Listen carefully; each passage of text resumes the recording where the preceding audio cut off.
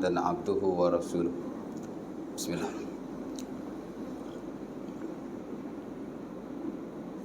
اللهم صل على محمد وعلى آل محمد كما صليت على إبراهيم وعلى آل إبراهيم وبارك على محمد وعلى آل محمد كما باركت على إبراهيم وعلى آل إبراهيم إنك حميد مجيد.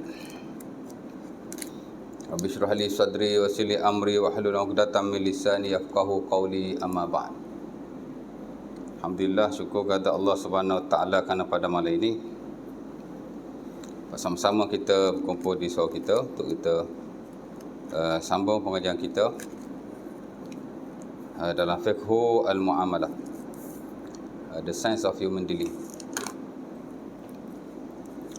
Di manalah hari itu kita masih berbincang tentang syurut sihatul bai', syarat-syarat kepada sahnya sesuatu urusan jual beli. Bertitik tolak daripada 3 rukun yang telah kita bincangkan lebih awal daripada itu. Ialah rukun yang pertama, al-aqidan, 2 orang yang melakukan akad atau melakukan kontrak atau melakukan urusan jual beli, transaksi jual beli berkenaan, dipanggil al-aqidan, 2 orang yang berakad. Merujuk kepada al-bai' wal mushtari, orang yang menjual dan orang yang membeli. Urusan ini mesti melibatkan 2 pihak, seorang yang menjual, seorang yang membeli. Boleh jadi 2 orang, boleh jadi 3 orang, boleh jadi 4 orang atau lebih daripada itu. It can be more than that. Tapi 2 pihak. Boleh jadi seorang si penjual, seorang si pembeli. Boleh jadi penjualnya 2 orang, pembelinya seorang. Boleh jadi. Kalau harta itu dimiliki oleh 2 orang. Tak. Kita nak jual motor tu saya punya separuh, Haji punya separuh. Kita jual kat orang kan. Jadi penjual dah kira 2 orang tu. Ya. Karena harta tidak dimiliki oleh individu, tapi dalam setengah keadaan ia dimiliki oleh lebih daripada seorang individu.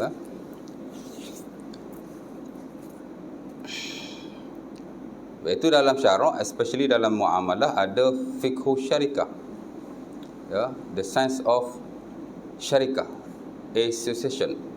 Maksudnya kita memiliki suatu barangan secara kerjasama ataupun perkongsian antara 2 pihak atau lebih, 2 orang atau lebih. Okey je. Satu lagi, si pembeli boleh jadi seorang atau lebih. Saya jual motor kat Haji, ada orang nak beli, dia nak share 2 orang, kau bayar separuh, aku bayar separuh. Boleh je. Mungkin nama kat motor tu seorang saja, itu undang-undang dunia dia lain. Tapi di sisi syarak 2 orang. Awak beli separuh bayar, saya beli separuh bayar. Betul tak? GJPJ nak tulis dalam keran tak boleh 2 orang, kena seorang saja. Tulislah nama siapa-siapa dulu pun. Tapi bila tulis nama si A, esok jangan si A kata dia seorang punya pula. Ya. Ya. Kadang-kadang dokumentasi itu penting, tapi hukum syarak mengatasinya. Hak betul-betulnya hak tu hak beli 2 tu. Hak JBJ tu atas kertas, ikut undang-undang wada'i, dia panggil undang-undang dunia ni kan. Dia tak salah sebab dia mesti nak documentation ikut hak tu. Tapi kita hak tahu ni tak boleh lah kan.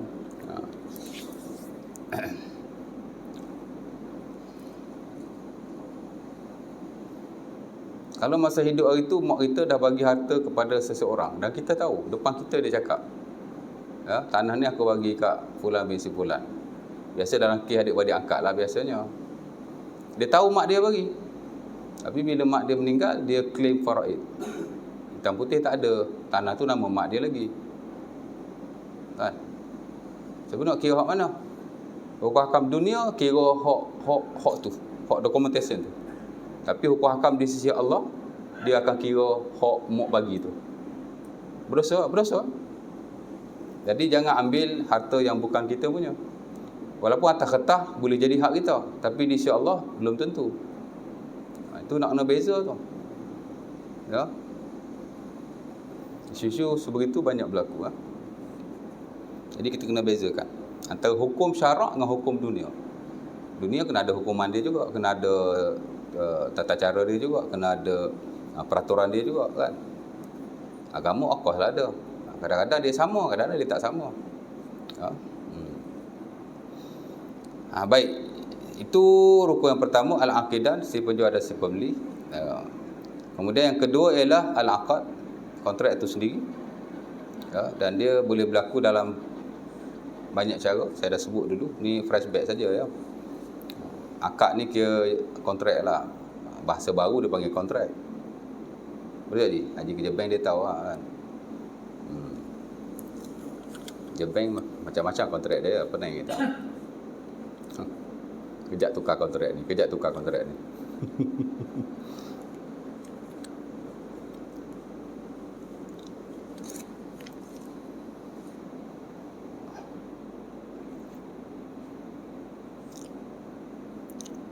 Kita nak beli rumah, beli kereta ke apa, 3-4 kontrak tak. Kita tak tahu, kita sign aja. Tak apalah, itu keperluan dalam nak memenuhi tuntutan syarak berkaitan dengan jual beli dalam konteks kewangan semasa. Okey je, jangan bantah pula. Dia ada panel syariah dia.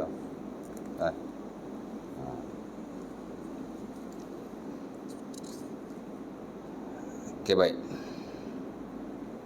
Mana tadi? Akad kan? Akad ni ialah persetujuan dua pihak untuk melakukan suatu transaksi. Kira akad lah. Boleh jadi dengan mulut, ya. Saya beli, saya jual, saya sewa, saya itu, saya ini. Itu mulut lah. Dia panggil lafzi, ya. Akad lafzi. Di mana majoriti para ulama mewajibkan akad secara lafzi.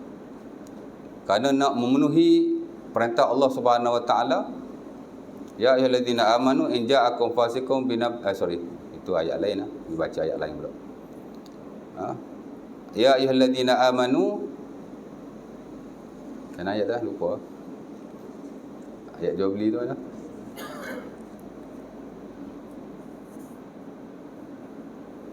Ya ayyuhallazina amanu la ta'kulu amwalakum bainakum bil batil illa an takuna tijaratan antaradim minkum.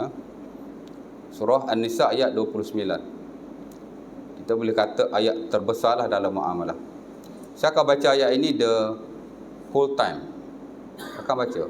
Kadang-kadang dalam satu kuliah mesti sebut sekurang-kurang sekali.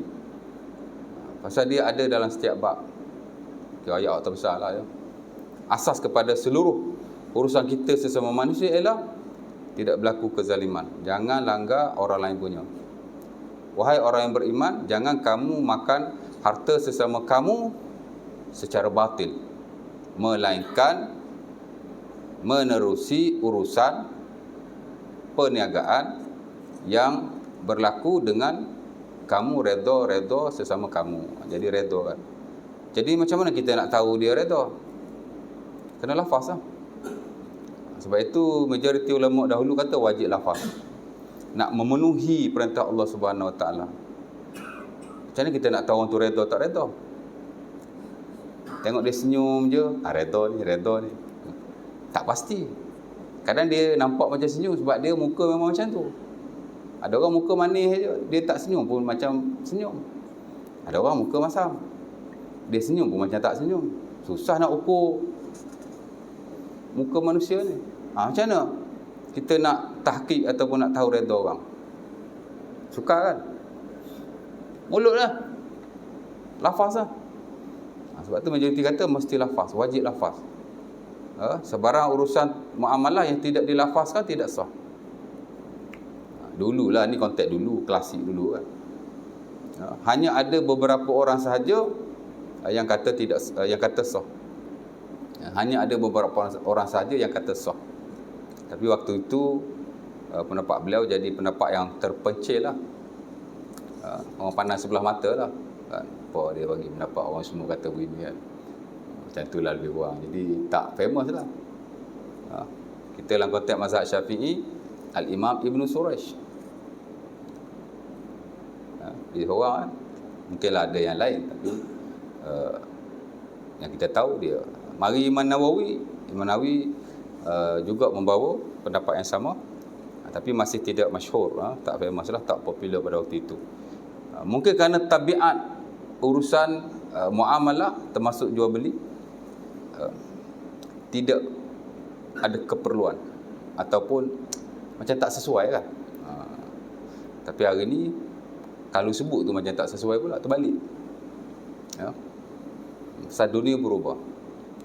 Dan muamalah berubah mengikut perubahan zaman dan perkembangan manusia daripada satu masa pada satu masa yang lain. Jadi bukan satu benda yang pelik lah, ya.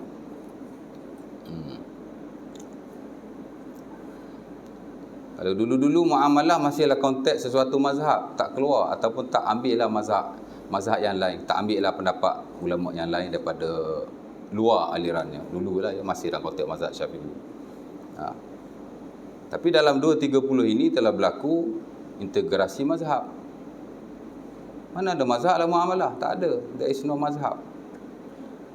Campur aduk semua berlaku kan. Ya. Dia guna kataan integrasi mazhab, integrated fiqh. Ya. Campur lah, nak tengok mana lebih praktikal dan seumpama. Ya. Jadi dulu lafaz, hari ni dah tak lafaz. Very unpractical, tak cukup, tak praktikal lah. Hari ni akad sekadar klik. Ya. With one single click, we can consider that this is akad. Dengan hanya satu klik saja, itulah akad. Tak perlu lafaz, tak perlu jabat tangan, tak perlu itu, tak perlu ini. Klik. Online kan, klik. Akad dah tu. Kontrak dah tu. Kontrak tak semestinya bertulis, tak semestinya dilafazkan. Cukup dengan sekadar itu.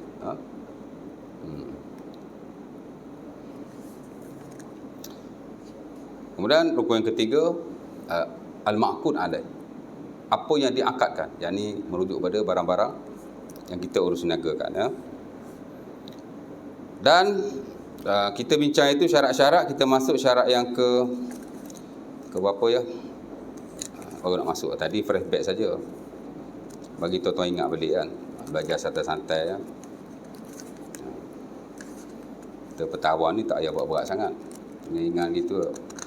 Sekali lalu, ya. Lama-lama tuan-tuan ingat lah, ya. Jadi rukun jual beli 3. Orang yang melakukan transaksi, kontrak itu sendiri, dan barang yang ditransaksikan. Very easy. Kemudian daripada 3 rukun itu ada syarat-syaratnya. Ini yang basic lah, ya. Ada setengah kita baca buku, rukun 5 lah, ni lah, ya pecah tu lah. Sama juga, asal 3. Tapi kadang-kadang kalau dia buat in detail, dia akan jadi banyak, ya. Mana tadi? Baik, itu kita dah bincang tentang syarat-syarat. Rukun yang pertama itulah si penjual dan pembeli, al-aqidah.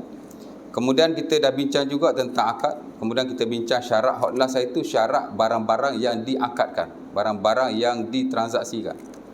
Kita dah bincang sebahagian besar daripadanya, dan mungkin malam ni saya akan habiskanlah, ya, syarat-syarat dia. Kemudian next nanti kita masuk jual beli yang dilarang.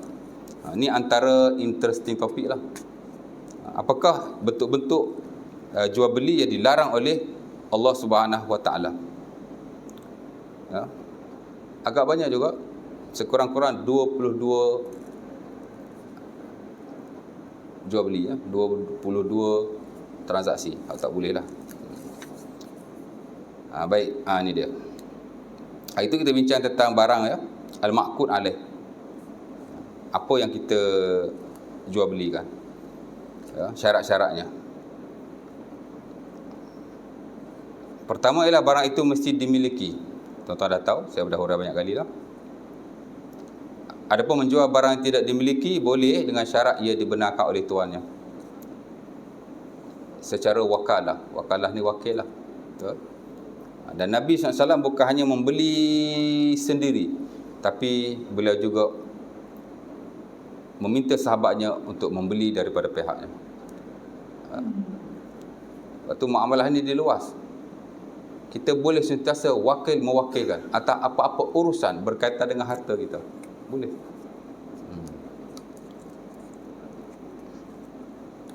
Ya.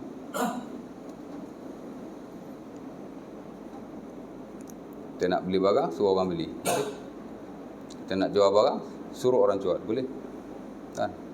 Broker-broker prinsip wakalah dah tu. Menjual barang orang lain dengan keizinannya. Boleh jadi dia dapat upah. Tolong jualkan motosikal saya upah awak RM20. Itu dipanggil ujrah. Bagi upah secara tetap. Ya. Ada orang bagi upah secara tak tetap. Jualah motor saya, 10% daripadanya awak punya. Dia pun jual. Kan? Berapa laku? RM5,000. 10% from that 5,000 is mine. Saya punya. Ambil. Tapi dia mesti clear lah dia. Berapa nak dapat dia. Ataupun jualah motor ni, kita bagi dua. Ya. Jenis-jenis 10% itu disebut sebagai musyak. Secara musyak, mana secara tidak tetap, ambil peratus atau seumpamanya. Tak dinyatakan berapa jumlahnya. Boleh, harus. Ada benda Islam suruh nyatakan in detail berapa. Ada setengah tak payah. Cukup 10%, 20%. Harus ya. Kalau si penjual telah nyatakan berapa harga untuk dijual, wakil tidak boleh menaikkannya sesuka hati sementara tanpa pengetahuan si pemilik harta. Ya, ini banyak berlaku. Banyak berlaku.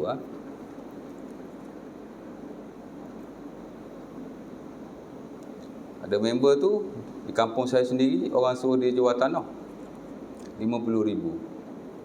Dia pergi hentam sampai RM60,000 tanpa tuan punya tanah tu tidak tahu. Tak boleh ya. Kan? Macam mana dokumentasi dia apa semua? Boleh adjust, apa tak boleh adjust. Betul tak? Tapi akhirnya pecah juga ya.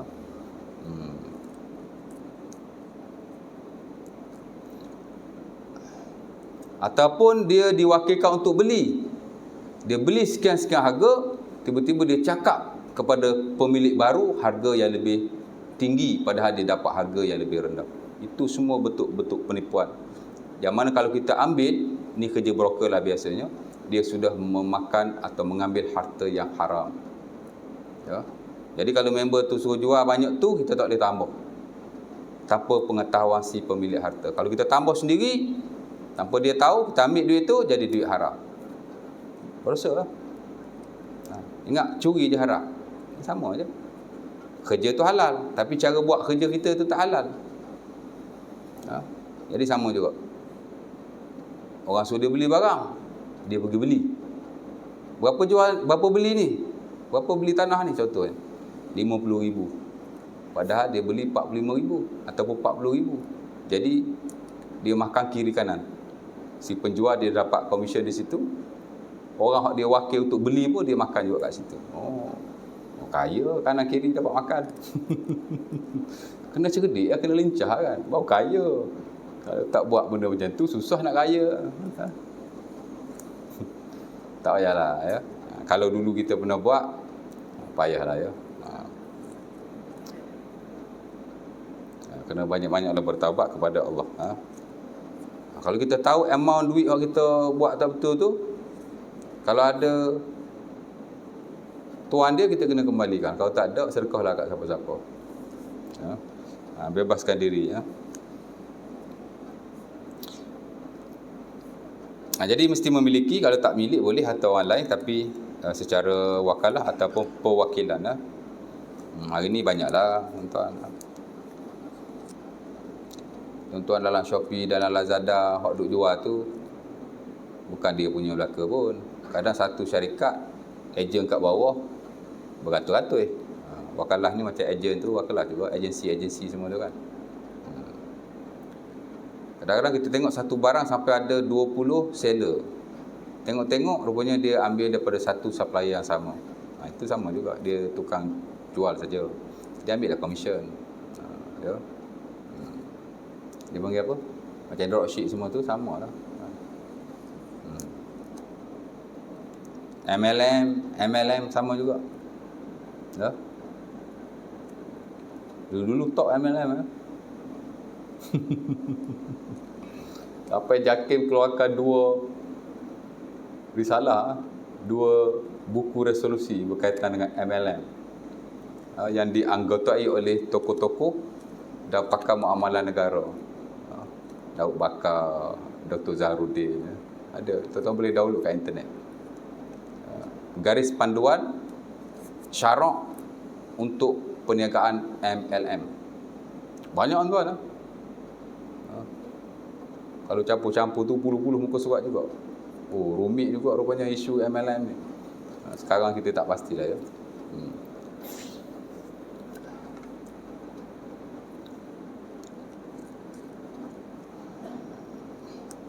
Sebab dia banyak isu kan.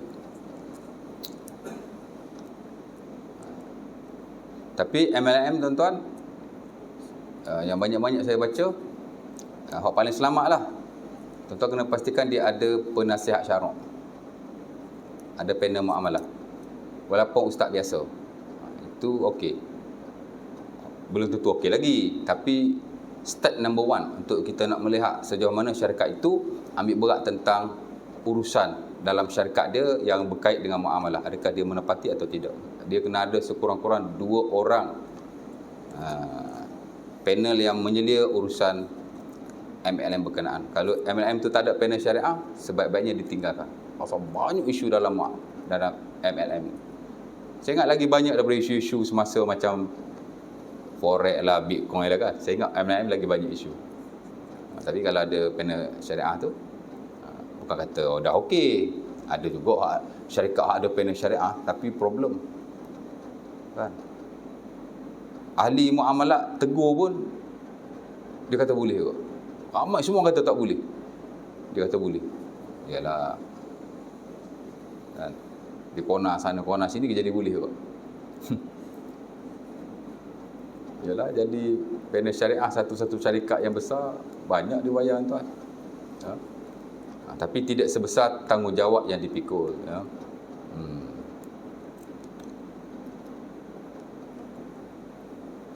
Setahun dia orang bayar 100,000 cukup kan. Siapa nak bagi kan. Main. Apalah. Okey ya. Kemudian barang mestilah mutakawim, saya dah sebut, ia mestilah harta yang dibenarkan oleh syarak. Kerana harta ada yang mutakawim, ada yang tidak mutakawim. Mutakawim ni makna syarak iktiraf.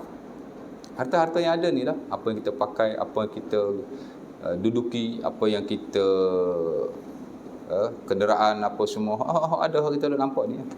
Tapi ada yang tidak dibenarkan seperti perkara yang melibatkan najis ya, perkara yang melibatkan perkara-perkara yang haram tu tidak sah lah. Harta yang tidak mutakawim ya. Termasuk harta tidak mutakawim juga ialah harta yang dicuri atau dirampas kemudian dijual kepada pihak yang lain. Tuan-tuan beli motor, ada orang nak jual, tuan-tuan beli kan.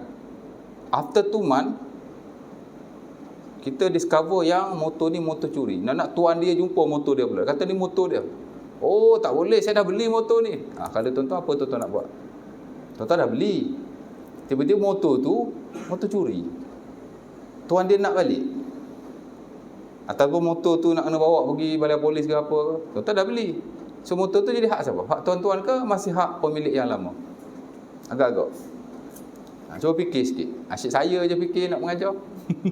Tuan-tuan lah fikir pula logik-logik. Muamalah ni boleh pakai logik tau. Mostly lah, sebahagian besar lah daripadanya. Pasal muamalah dia banyak pakai illah. Dia pakai reasoning. Logik tak logik? Logik tak logik? Logik tak logik? Okey tak okey? Okey tak okey? Dia boleh pakai yang tu. Ibadah tak boleh. Sebahagian daripadanya, sebahagian boleh. Sebahagian tak boleh. Ibadah ni sebahagian besar tak boleh. We cannot use our logic. Ada sebahagian boleh. Muamalah sebahagian besar boleh guna logik. Sebahagian kecil tak boleh. Dia terbalik pula tu. Sama macam saya bincang kaedah awal dululah, asas-asas ibadah haram. Mereka ada dalil yang mensyaratkannya. Muamalat terbalik, asas-asas muamalat harus. Mereka jika ada yang dalil yang mengharamkannya, ada terbalik. Jadi kalau kita belajar muamalah, kita banyak guna thinking. Ya. Banyak fikirlah, boleh tak boleh, tanpa kita rujuk nas pada peringkat awal. Kemudian kita saring pula dengan hukum hakam syarak yang ada, dengan dalil-dalilnya, boleh. Agak-agak macam tu kan. Agak-agak tuan-tuan, hak kita ke hak si pemilik yang asal? Kita dah beli.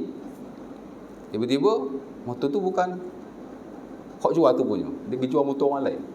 Dia curi ke apa kan. Banyak berlaku tak? Kereta yang curi dijual, motor curi dijual. Jadi apa tuan-tuan nak buat? Tak nak bagi. Saya dah beli tau, saya punya tau. Kan? Ingat sikit duit ke? Bukan tuan-tuan punya. Kerana jual beli barangan yang dicuri tidak sah. Habis tu teri je.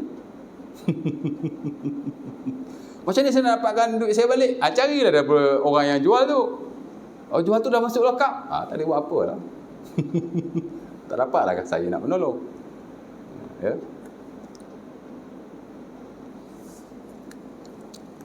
Barang yang dicuri, barang yang dirampas, barang yang bukan barang kita, beli kita jual beli itu tidak sah. Ya. Si pembeli baru tidak memiliki harta berkenaan. Nak buat macam mana kan? Islam zalim lah kat saya. Tak. Ya. Islam mengiktiraf harta si pemilik. Sebab itu dia kata tidak sah. Dulu kita bincang awal dulu, harta mesti dimiliki. Kita tak boleh jual orang lain punya.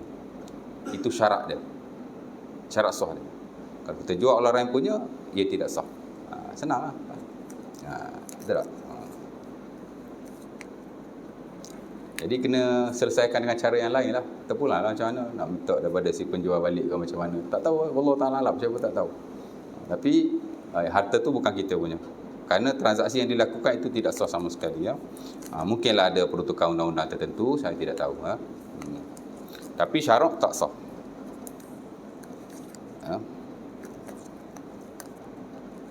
Yalah, walaupun sekarang ni kan semua di hitam putih kan.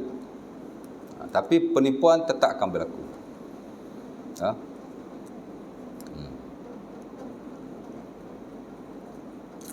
Pasal manusia kan. Manusia dia akan menipu all the time. Ya. Akan ada je orang yang menipu. Jadi kita nak buat macam mana? Baik. Barangan mesti dimaklumkan harga. Malam ni kita masuk yang ini. Barangan mesti dimaklumkan harga sama ada melalui sebutan, tulisan atau seumpamanya. Jadi barang tu mesti dimaklumkan. Yang ni mesti diketahui harganya. Dalam istilah syarak dipanggil ma'rifatus saman wal musamman. Barang tu mesti diketahui. We must know the item. Harga juga mesti diketahui. We must know the price. Ma'rifatus saman wal musamman ataupun ma'rifatul musamman was saman. Barang dan harganya. Ya. Everything must be clear. Kan? Jadi kita tak boleh jual satu barang yang tidak ada di hadapan mata. Kita nak jual kereta kita. Kereta kita duduk kat kampung. Jual kat kawan kita kat sini. Kita nak jual kereta ni Wira. Oh ya ke? Tahun berapa? Tahun sekian-sekian. Mana keretanya? Kereta duduk kampung bapak aku pakai. Mana gambarnya? Gambar pun tak ada. Nak beli? Nak. Berapa ribu? 5,000. Murah. Dia pun beli. Ya. Lepas beli, apa berlaku? Dapat kereta dah macam rebah ayam. Siapa suruh hang tak tengok? Kan? Ya. Sebab itu dalam banyak-banyak peraturan yang disusun dalam syarak ialah untuk nak mengelakkan pertengkaran pada masa kemudian hari. Itu tujuan asal dia. Kan? Jadi mesti diketahui ma'rifatus sama wal musamman. Kata Ibnu Utsaimin, wal ma'rifatu imma Macam dia kata. Wa amma turuqul ma'rifah. Fa amma al-ma'rifah. Bukan. Sekejap nak cari sekejap.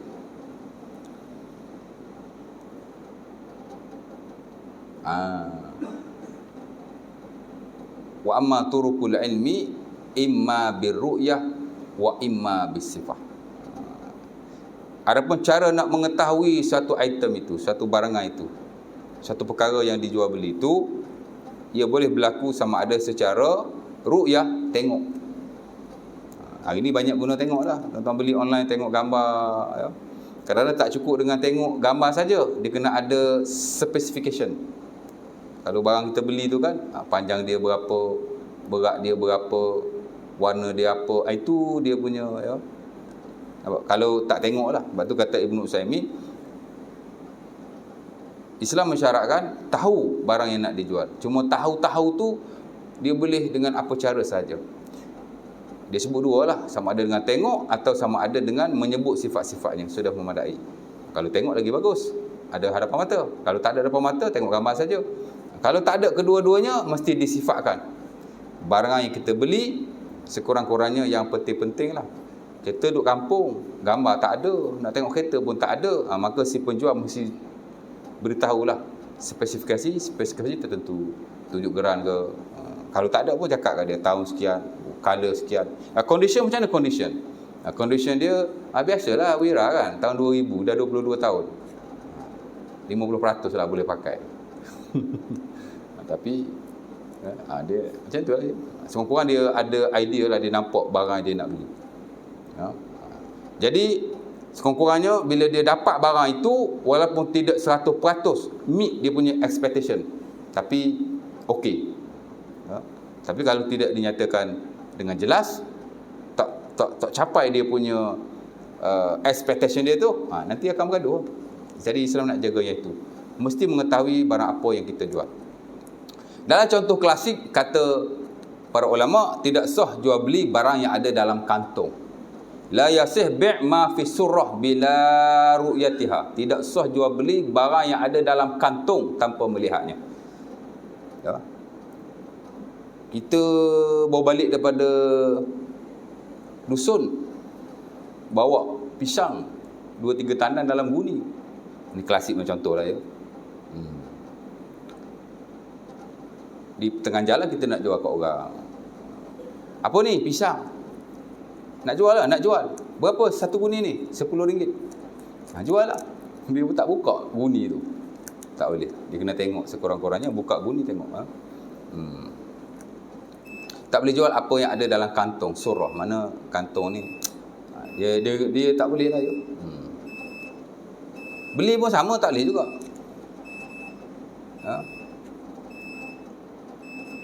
Berapa nak jual ni? RM10. Ambil dah RM10 dalam kantong. Tak buka pun kantong tu. Ambil kantong duit tu balik. Tengok dalam tu duit tak ada. Pada muka.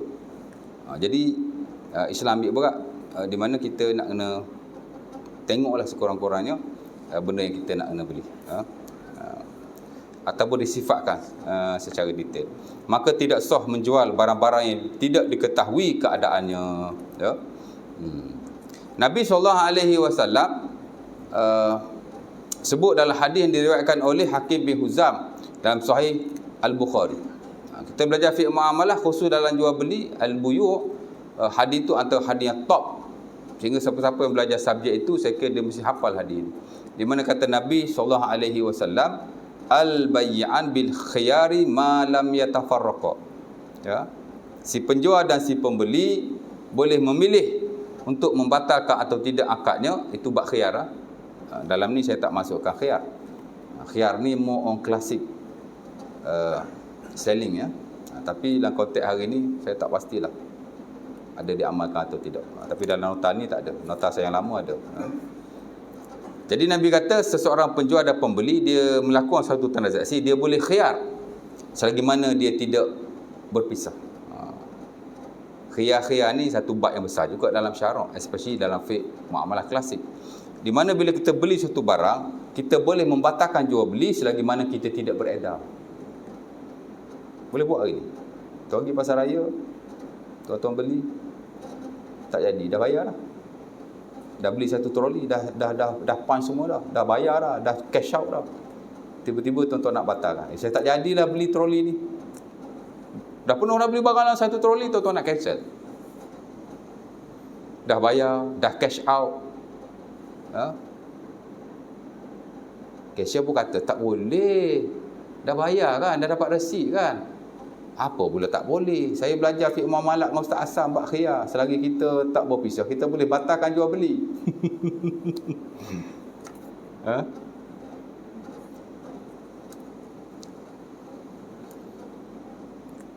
Tapi dalam konteks dulu, yes.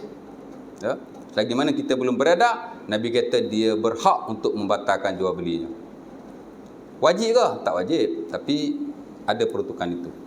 Jangan bawa khiyar ni pergi pasar raya pula, tuan-tuan. Malu saya nanti tuan-tuan cakap kat saya.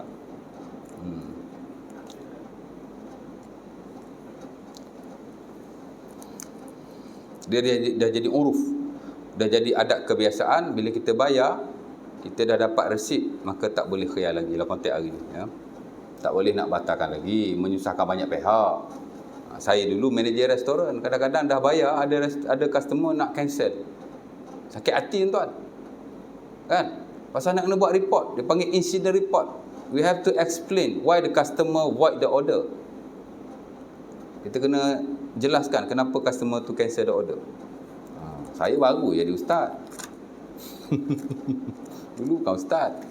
Kan?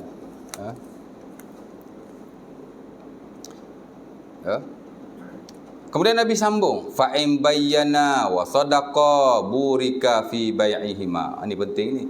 Jika dia bayyana, explain tentang dia punya produk. Barang aku ni, lagu ni.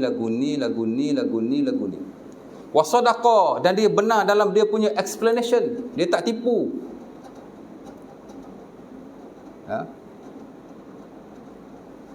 Nabi kata burika fi bai'ihima. Jual beli dia akan diberkati. Berkat dalam syarak ni tuan-tuan. Bukan pergi kat pokok ambil berkat. Pergi kat air terjun ambil berkat. Pergi dekat tempat sesuatu ambil berkat. Konon-konon kat sini dulu ulama pernah turun. Ulama itu, ulama ini, ada wali lah apa benda kan. That is nonsense. There is no kind of barakah dalam syarak sebenarnya. I am very sorry to say.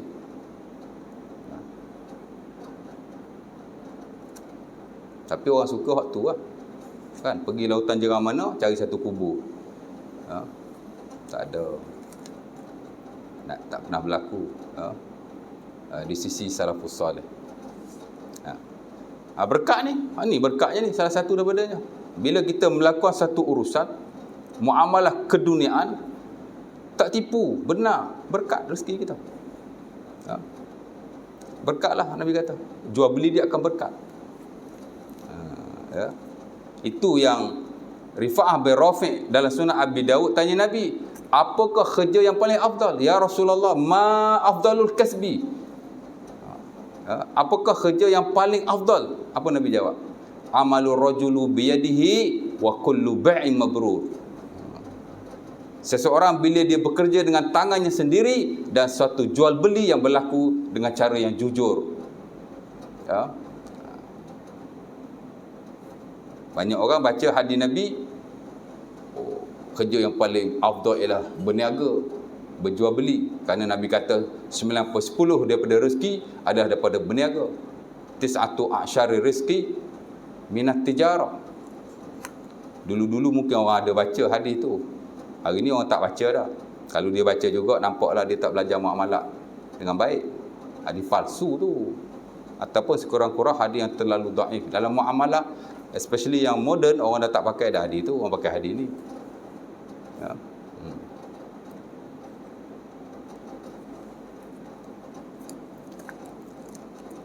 Tapi hari ni ada juga tuan, kadang-kadang tu. Saya dalam satu kuliah hari tu, saya ajar tentang makan minum.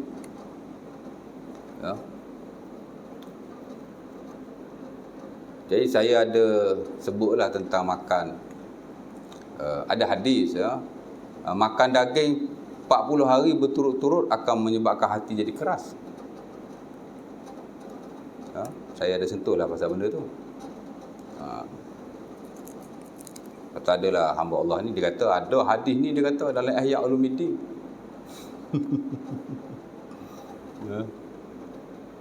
Ada, memang ada kan. Jadi palsu lah. Ataupun hadis yang terlalu dhaif, hadis yang teruk sangat. Dan hadis tu memang banyak ada dalam buku-buku Syiah. Apa kena-mengena makan daging dengan hati keras? Tak ada kena-mengena. Siapa yang tak makan daging pula akan buruk akhlaknya. Lagi teruk, tak makan daging akhlak jadi buruk. Abu Lahab, Abu Jahal tu sebab dia tak makan daging lah tu. Sebab dia buruk dulu tu akhlak dia tu. Saya kata hadis tu ada, tapi hadis tu tidak sahih, hadis tu palsu. Ulama kita yang lain dah update dah. Dah update. Hadis tu tak sahih, terlalu dhaif. Lagi satu nonsense, unlogik. Apa kena-mengena makan daging dengan akhlak? Tak makan daging 40 hari, akhlak jadi buruk. Oh, ni buku dikarang oleh ulama besar. Yes, ulama besar. Tapi tak menjadi syarat. Apa yang ditulis dalam buku itu semuanya betul. Ada yang palsu termasuk kan. Buat macam mana kan? Jadi ulama dah tapis. Jadi tak payahlah kita sebut. Akhlak tak ada kena-mengena dengan apa yang kita makan. Makan daging, makan ayam, sama je. Tapi kalau makan benda haram, maybe boleh efek akhlak kita. Ataupun makan perkara-perkara syubhah. Tapi jenis yang kita makan tu tak ada kena-mengena. Makanlah daging pun apa pun. Cuma dari sudut kesihatan tu mungkin lah. Tapi dari sudut akhlak, dari sudut hati jadi begitu, hati jadi begini. Jadi samalah. Berkat tu Nabi kata, kamu lakukan muamalah ni dengan jelas. Everything must be there. Mesti clear. Maka Nabi kata jual belimu akan diberkati. Ya. Sebab muamalah pun ibadah. Fa'in katama wa kazaba. Lam yubarak fi bai'ihima. Tapi kalau dia sembunyikan sesuatu. Biasalah orang meniaga, kadang-kadang dia tak sebut keburukan produk dia. Sebut keburukan, siapa nak beli? Ya tak? Jadi tak sebut. Isyak dah ke? Isyak dah. 10 minit kan? 8.20 isyak. 4.18. Nak habis ni last. Jika dia menyembunyikan dan dia dusta lagi. Kan? Barang aku ni bagus lah, itulah inilah. Padak pun. Marketing lebih sangat kan? Over sangat marketing kita tu. Maka Nabi kata jual belinya, bila sebut jual beli ni harta dia itulah, maka dia tidak diberkati. Sebab itu clarity ataupun kejelasan suatu urusan itu termasuk barang yang diniagakan amat penting sekali. Jadi mesti clear lah, semua mesti clear. Saya baru ni jual kereta tuan. Masuk kat mudah kan. Jadi ramai juga yang telefon. Saya cakap one by one. Kereta saya dah repair itu, repair ini. Kereta ni apa problem? Langsung seorang tak beli. Tapi ada seorang lelaki Cina. One Chinese guy. Steady dia. Bila saya explain. Apa dia jawab? Normal lah. Ini kereta second. Saya pun jual kat dia. 1 hari dia jual. Pagi buat puspakom, tengah hari dia datang tukar nama. Janji nak jumpa pukul 2, 1.45 dia dah tunggu saya. Malu saya sampai lewat pula. Itulah inilah kan. Tapi saya sampai pukul 2 juga. Sampai kat depan kedai Rasa Mas tu. Saya pun bagilah kereta kat dia. Saya pun pesan kat dia, kalau ada apa-apa bagi tahu ya. Dia kata, you jangan risau. Saya takkan kacau you punya. Saya sudah beli, ini kereta saya punya. Saya pun duk tunggu-tunggu juga dia call kan. Akhirnya dah 4 bulan, satu call pun dia tak call saya. Gentleman semualah. Chinese. Tapi dia faham. cara bermuamalah dengan betul. Muamalah ni tak syarat Islam. Ya. Kita belajar muamalah kan, daripada jual beli sampai hujung nanti dia tak ada Islam. Muamalah ni dia tak melibatkan syarat keagamaan. Dia berbeza dengan ibadah. Ibadah ambil daripada wuduk sampai habis, sampai haji sana. Apa-apa sikit Islam. Islam balik berakal. Islam balik berakal. Muamalah tak. Islam tu dia tak ada. Dia balik berakal. Balik berakal. Jadi itu yang penting sekali ya. Nak cerita tadi lah, dia mesti jelas ya. Kita pun sama, apa-apa yang kita jual, kita jelaskan segala-galanya. Dan kalau kita beli pun, kita boleh minta si penjual explain everything about the product. Kalau kita tanya lebih-lebih, dia tarik muka, tak boleh lah. Pasal itu hak kita. Betul tak? Dan dia termasuk dalam syarat berkenaan ya. InsyaAllah ta'ala. Mudah-mudahan ada 2 lagi. Next time nak boleh habis malam ni. Sembang punya pasal kan. Boleh. Okey lah tu. Jadi saya rasa mungkin setakat. Ada nak tanya ke? Tak ada eh? Saya tanyalah. Tanya lepas sembahyang lah. Mudah-mudahan sikit sebanyak perkongsian kita pada malam ini dapat membantu kita untuk nak memantapkan lagi kepahaman tentang kehartaan. Kerana masing-masing ada harta. Kita ni semua ada harta. Orang miskin pun sebenarnya dia ada harta juga. Ya. Cuma banyak sikit saja. Betul tak? Ya. InsyaAllah ta'ala. Aku liqauli hadza. Assalamualaikum warahmatullahi wabarakatuh. Dan tutup majlis kita dengan tasbih kafarah dan surah Al-Asr. Subhanakallah wa bihamdika asyhadu an la ilaha illa anta astaghfiruka wa atubu ilaik.